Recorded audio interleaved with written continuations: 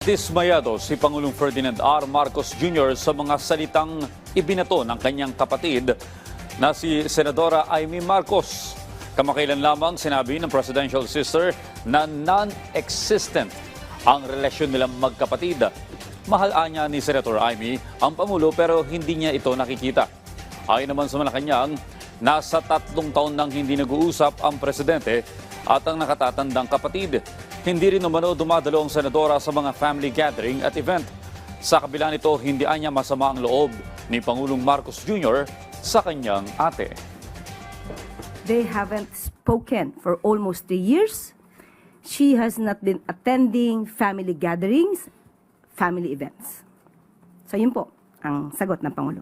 Tanungin niyo po siguro si Senator Amy dyan dahil sa Pangulo po ay wala po siyang masamang anumang damdamin sa kanyang nakakatandang kapatid.